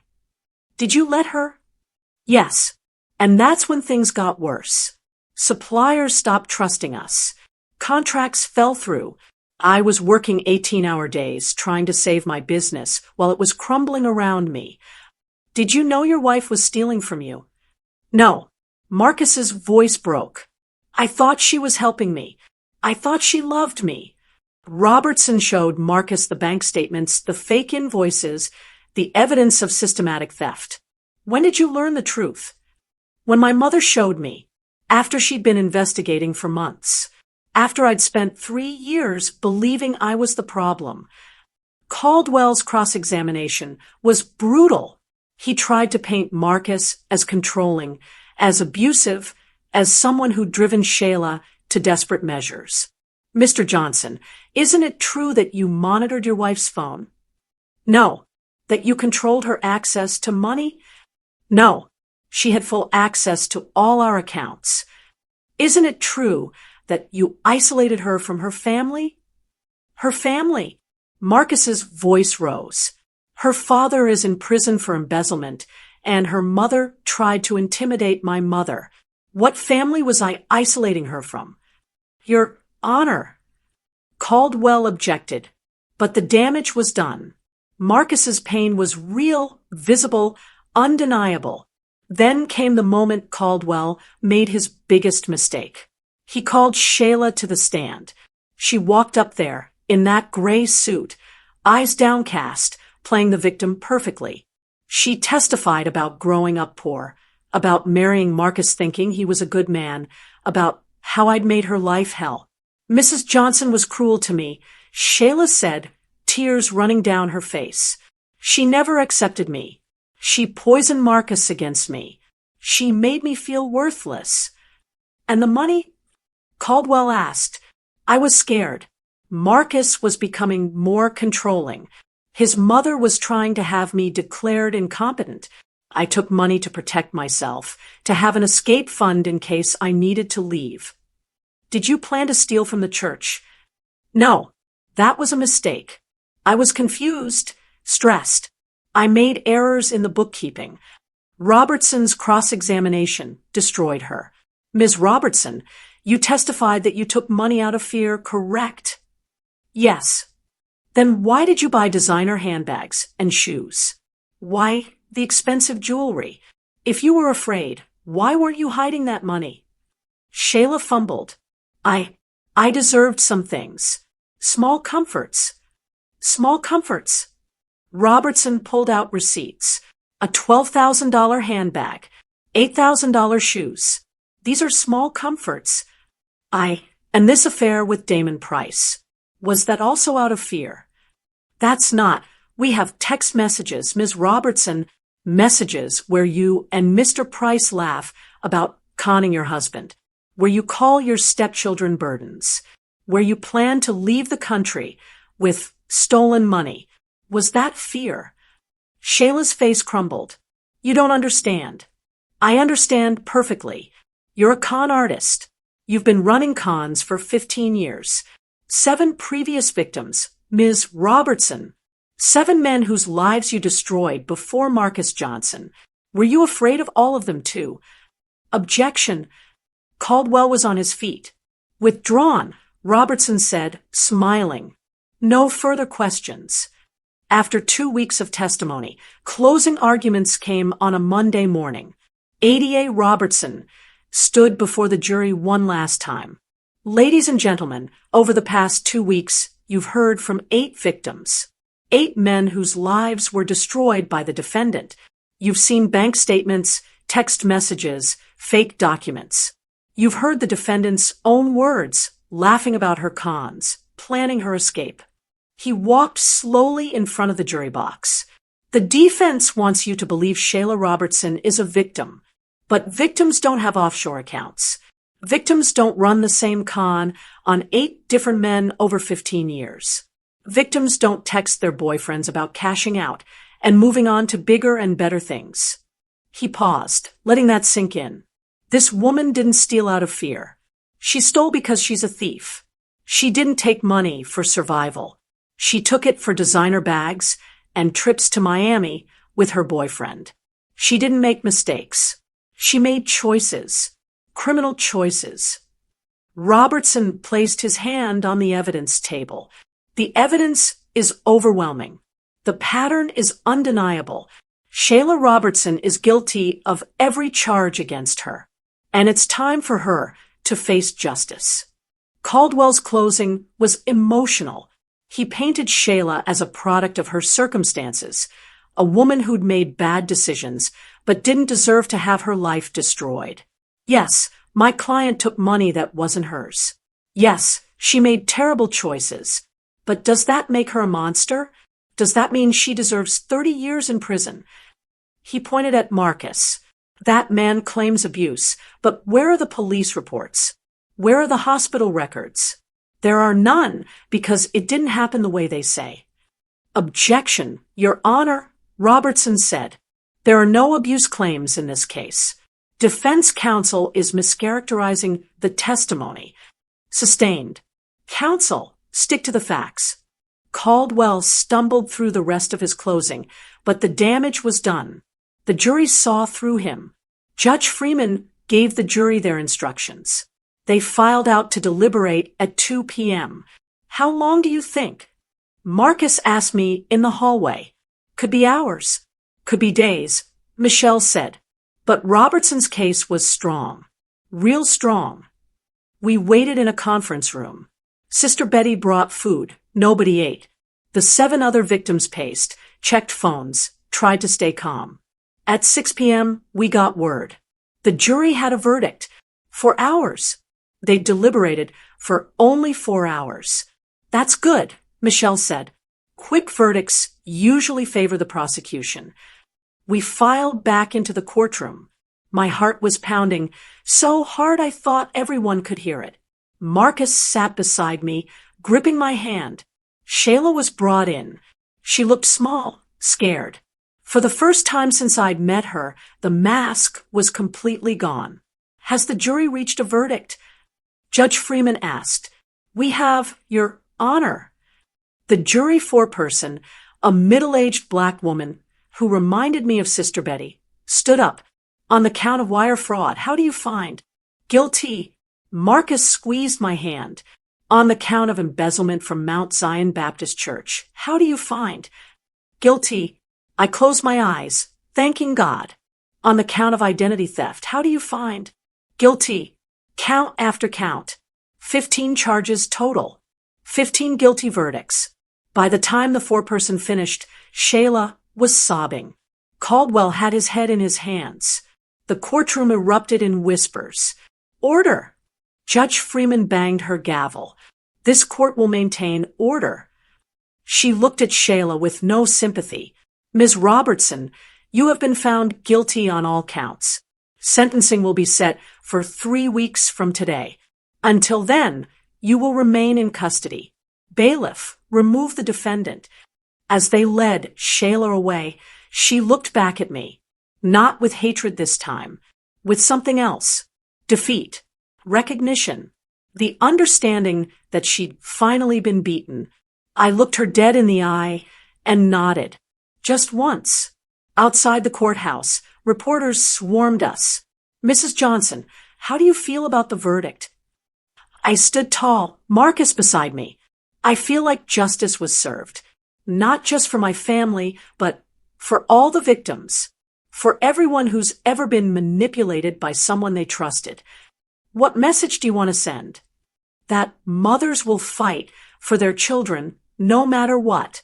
And that con artists can run for a while. But eventually, the truth catches up. The Atlanta Voice ran a front-page story the next day. Church mother takes down serial con artist.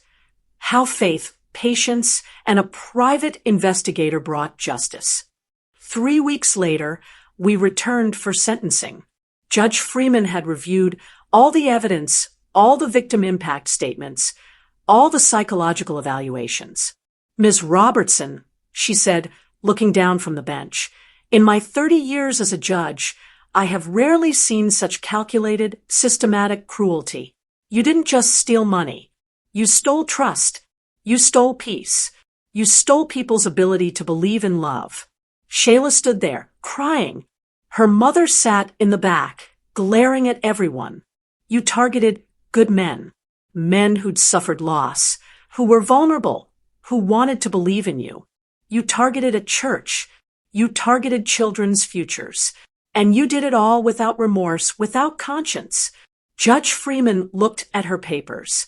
The prosecution has recommended 35 years.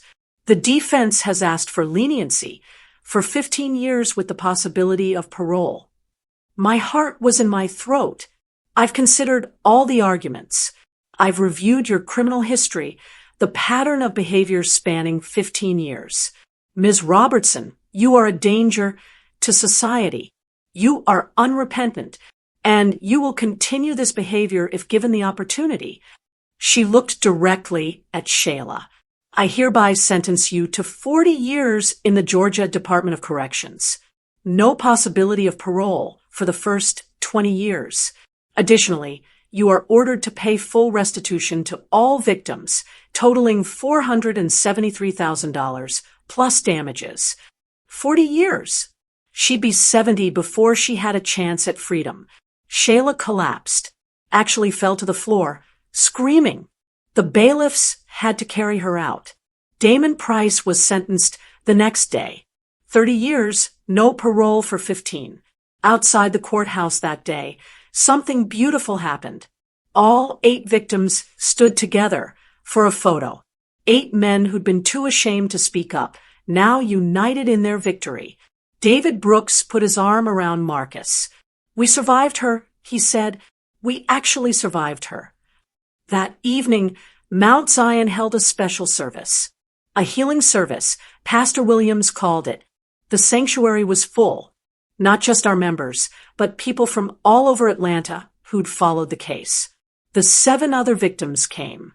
Their families. Friends who'd supported us.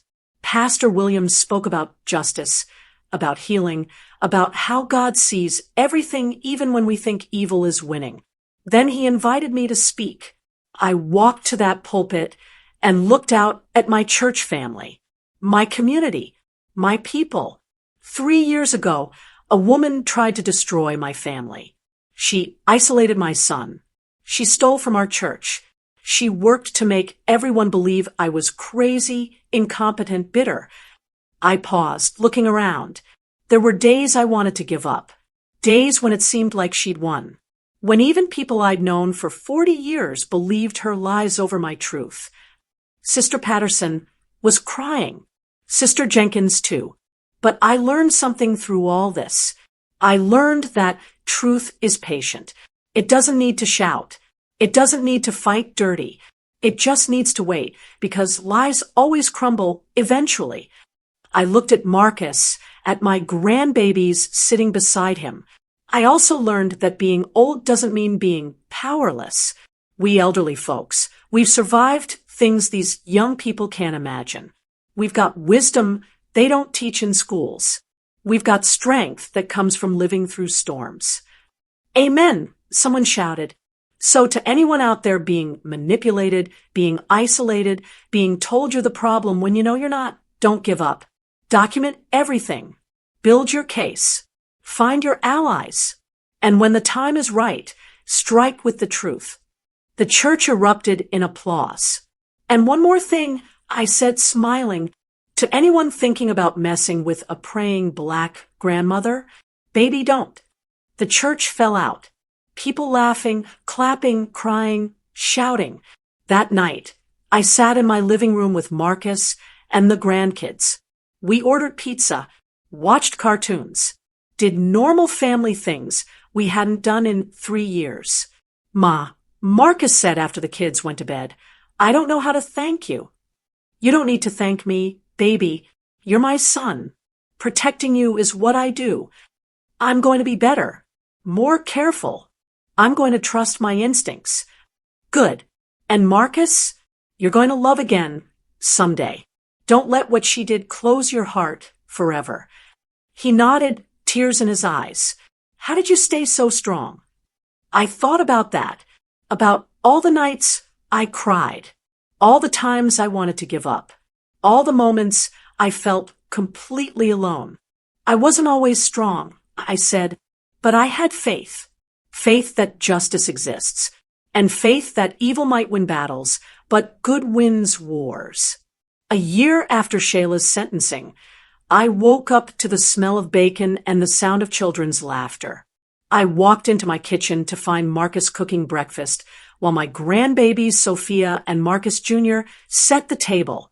They'd spent the night, something that happened twice a week now. Morning, Ma, Marcus said, kissing my cheek. Pancakes or waffles? Surprise me, I said, smiling. This was what healing looked like. Marcus's construction business had recovered, better than recovered Actually, once word got out about what happened, the community rallied around him. Black-owned businesses started hiring him exclusively. Churches, community centers, even the city gave him contracts. People want to support good men. He told me once. They want to invest in integrity. He'd also started a new initiative, the Marcus Johnson Foundation, dedicated to helping victims of financial fraud rebuild their lives. David Brooks was on the board. So were 3 of the other victims. We're turning our pain into purpose, David said at the foundation's launch party. That's how we win. Mount Zion had healed too. The church hired a forensic accountant to audit every account, every committee, created policies to prevent future fraud. Pastor Williams even invited me to lead a 6-week series on recognizing manipulation and financial abuse. If this happened to us, it's happening to other churches, he said. We need to protect our people. The series was so popular that churches across Atlanta started requesting it. Soon I was teaching at 3 different churches a month, sometimes more. Me, a 73-year-old woman, traveling around teaching people about protecting themselves. The Mothers Board had transformed under my leadership. We weren't just about church programs anymore. We become advocates, watchdogs, protectors of the vulnerable. Sister Betty became my right hand. Sister Jenkins created a hotline for people who suspected they were being conned.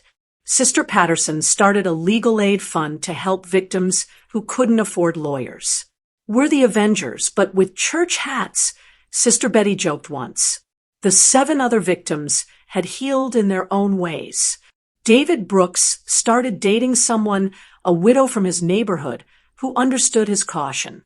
Kenneth Washington wrote a book about his experience, titled The Con, How I Was Scammed and Survived. Robert Martinez found purpose in advocacy work, testifying at state legislature hearings about elder abuse and financial fraud. His testimony helped pass new laws protecting victims. Every few months, we'd all get together, 8 men and me, sharing a meal, swapping stories, celebrating victories. We'd become family, bonded by shared trauma and shared triumph. Jerome had retired from private investigation, but still helped out when churches or families needed guidance. You're the one who made me famous, he told me. Now, every church in Georgia wants to hire me. Michelle Harris had used the case to build a specialty practice in financial fraud.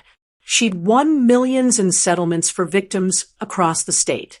You started something, Claudette, she told me. A movement of people refusing to be silent. As for Shayla, I'd heard she wasn't doing well in prison. She tried to run cons on other inmates and gotten herself put in segregation for her own protection. Her mother had stopped visiting after 6 months. Damon Price tried to appeal his sentence. Lost. He'd die in prison, most likely. I didn't feel joy about that. I felt nothing. They'd made their choices and consequences followed. That was all. On the anniversary of the verdict, Mount Zion held a special celebration. Not about revenge, but about restoration. About how a community came together to protect one of their own. They honored me with a plaque that read, Sister Claudette Johnson. Warrior, protector, mother. Thank you for teaching us that truth is patient and justice is real. I stood at that podium, looking at all those faces, and felt overwhelmed with gratitude. A year ago, we were broken, I said. A year ago, lies had infected this church. A year ago, evil thought it had won. I paused, smiling. But we're still here. Stronger. Wiser. More united than ever. And that's not because of me. That's because of all of us. Because we chose truth over comfort. Because we chose justice over peace. Because we chose to fight rather than surrender. The church erupted in applause. That evening, I sat on my porch with a glass of sweet tea, watching the sunset. My phone buzzed. A text from a woman in Alabama. Sister Claudette, I saw your story on the news. My daughter-in-law is doing the same thing to my son. Can you help me? I smiled and typed back, yes, baby, I can help you. Call me tomorrow and we'll make a plan. Because that's what I did now. I helped other mothers, other families, other victims find their strength and fight back. Marcus came out and sat beside me. You okay, Ma? More than okay, baby. I'm exactly where I'm supposed to be. You ever regret how you handled it? The public exposure, the trial, all of it? I thought about that, about the pain, the struggle, the nights of doubt. No, I said finally, because it wasn't just about revenge, Marcus. It was about justice, about protecting you and my grandbabies, about making sure she couldn't hurt anyone else, about teaching this community that we don't let evil win. He leaned his head on my shoulder, this grown man, my baby boy. I love you, Ma. I love you too, baby. We sat there in comfortable silence, watching the sun go down over Atlanta. Somewhere in a prison, Shayla was probably cursing my name. Somewhere, her mother was probably plotting revenge that would never come. But here, on my porch in my city, surrounded by my family and my community, I was at peace. Because I'd learned the most important lesson of my 73 years. You can't beat a praying woman who refuses to quit. You can isolate her, discredit her, try to break her spirit. But as long as she has breath in her body and faith in her heart, she'll keep fighting. And eventually, she'll win. My phone buzzed again. Another message. Another woman needing help. I picked it up and smiled. The work was never done. But I was ready. After all, what else was a church mother supposed to do with her time? Sister Betty called it my ministry. Michelle called it advocacy. Marcus called it my superhero origin story. I just called it what it was. An old woman who loved her family, trusted in God, and refused to let evil have the last word. And honey, that's a powerful combination.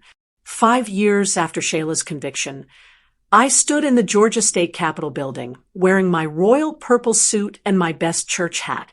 Governor Mitchell was about to sign the Claudette Johnson Elder Protection Act into law, legislation that would make it easier to prosecute financial abuse of elderly people, require mandatory reporting of suspected elder fraud, and provide funding for victim assistance programs.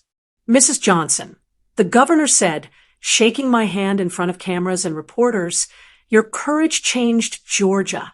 This law will protect thousands of seniors from predators like the one who targeted your family. I looked out at the crowd gathered for the signing. Marcus stood there with his new wife, Angela, a school teacher who loved my grandbabies like her own. They'd gotten married 2 years ago, and this time I'd watched my son choose wisely. Angela was genuine, kind, and completely transparent about her past. The 7 original victims were there too, now leaders in a national organization fighting financial fraud. David Brooks had just published his 2nd book. Kenneth Washington ran seminars for financial professionals on recognizing con artists. Sister Betty, now 86 years old, stood beside Pastor Williams. Mount Zion had become a model for church financial accountability nationwide. Other churches sent delegations to learn from us. Jerome and Michelle stood together. They partnered to create a consulting firm that helped organizations prevent internal fraud. They'd consulted for banks, churches, nonprofits, even government agencies. This is bigger than revenge now, isn't it? Jerome had said to me last week, he was right. What started as one grandmother protecting her son had become a movement. After the signing ceremony, reporters surrounded me. Mrs. Johnson, what would you say to other elderly people facing manipulation? I looked directly into the camera. I'd say this, being old means being wise. It means you've survived things these young folks can't imagine. You've got tools they don't teach in schools. I paused, making sure my words landed. If someone is isolating you from family, trust your gut. If someone is making you feel crazy, document everything. If someone is stealing from you, build your case quietly, carefully, completely. And then, when you're ready, strike with the full force of truth and the law. What about forgiveness? Another reporter asked. Have you forgiven Shayla Robertson? Forgiveness and consequences aren't opposites. I said, I've forgiven her for my own peace. But she's still serving her sentence, and that's right. Justice isn't about hate. It's about protection, about making sure she can't hurt anyone else. Do you have a message for family members who think their elderly relatives are just being paranoid or difficult? Listen to them, I said firmly. Really listen. We elderly folks know things. We've seen patterns. We recognize danger because we've lived through it. When your mama or your grandmother says something's wrong, investigate before you dismiss her. Because by the time you realize she was right, it might be too late. That evening, I was the featured speaker at a conference on elder abuse. The ballroom was packed with social workers, lawyers, police officers, family members seeking help. I told my story one more time.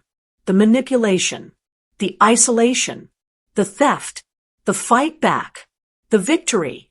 When I finished, the standing ovation lasted 5 minutes.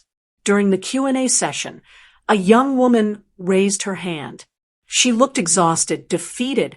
Mrs. Johnson, my mother-in-law keeps saying my husband is being controlled by me. She says I'm stealing from him. But I'm not. I love him. How do I prove I'm not like Shayla? The room went silent. Everyone wanted to hear this answer. Baby, I said gently, if you're not like Shayla, then the truth will prove it. Open your books. Show everything. Be transparent. Invite investigation. Because honest people don't hide. They welcome scrutiny because they know it will vindicate them. I paused. But let me ask you something. Is your husband's mother being isolated from her grandchildren? Are you the only one handling all the money? Have you made it hard for her to spend time with her son alone? The young woman looked uncomfortable. Well, she's difficult and nothing. If you're genuine, prove it. Invite her to lunch. Show her the accounts. Let her see her grandchildren without you supervising every interaction. Because if you're real, you've got nothing to hide. She nodded slowly, tears in her eyes. You're right. I have been keeping distance because she criticized me once. I let pride get in the way. Then fix it, I said, before it becomes something that can't be fixed. After the conference, an elderly black man approached me. He was crying. Mrs. Johnson, my son's wife did exactly what Shayla did to your son. She stole everything, turned him against me, destroyed his business. But by the time he realized what happened, she'd disappeared to another state. We never got justice. I held his hands. I'm so sorry, but you can still help other families. Share your story. Warn others. That's how we turn pain into power. I'm scared, he whispered. Scared to speak up. Scared people will think I'm bitter or crazy. Fear is what predators count on. I said, they want us silent. They want us ashamed. But when we speak up, when we share our stories, we break their power. You don't have to be fearless. You just have to be willing. He nodded, wiping his eyes. I'll do it. I'll tell my story. That night, back home in my living room, I received a video call. It was from a woman in California I'd helped 2 years ago. Her daughter-in-law had been running a smaller version of Shayla's con. Sister Claudette, I wanted you to see this. She turned the camera to show her son and grandchildren eating dinner together. We got her out. My son filed for divorce. The money's being recovered. My grandbabies know their grandmother now. How did you do it? I asked. I did exactly what you said. Documented everything. Hired an investigator. Built an airtight case.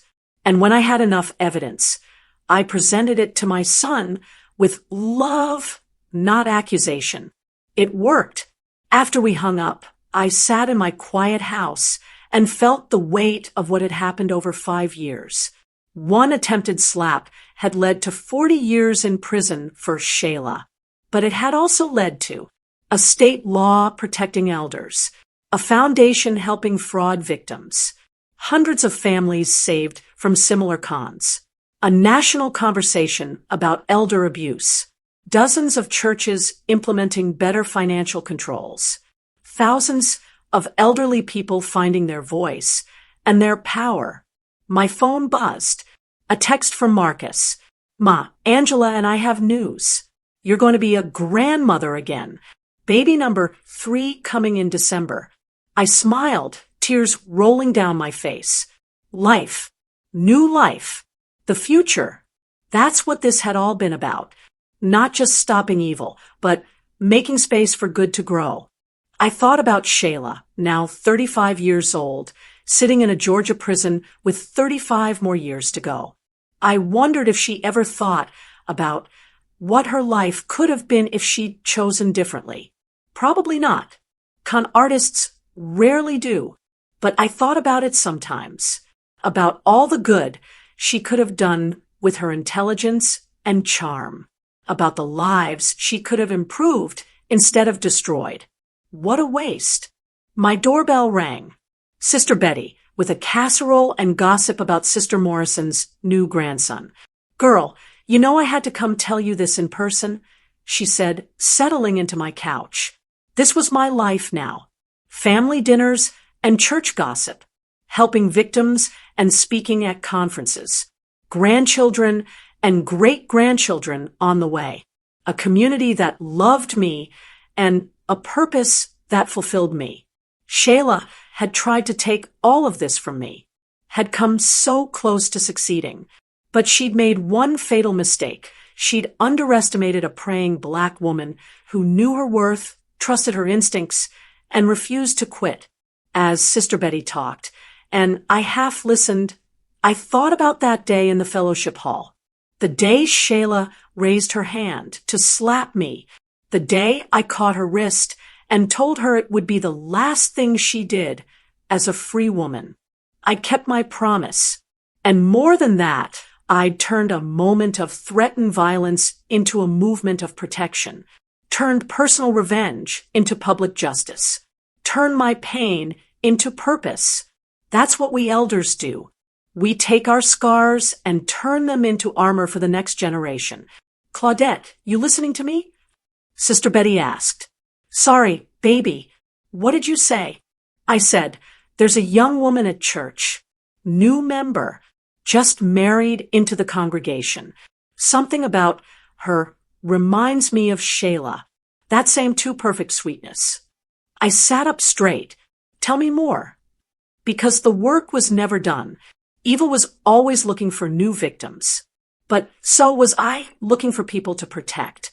And honey, I'd gotten real good at my job. This is how legacy is built, not with one victory, but with a lifetime of protecting others. If this story touched you, share it. Comment with someone who needs to read it. Subscribe for more stories of triumph over evil. And remember, the best revenge isn't just defeating your enemy. It's making sure they can never hurt anyone else again. It's turning your pain into protection for others.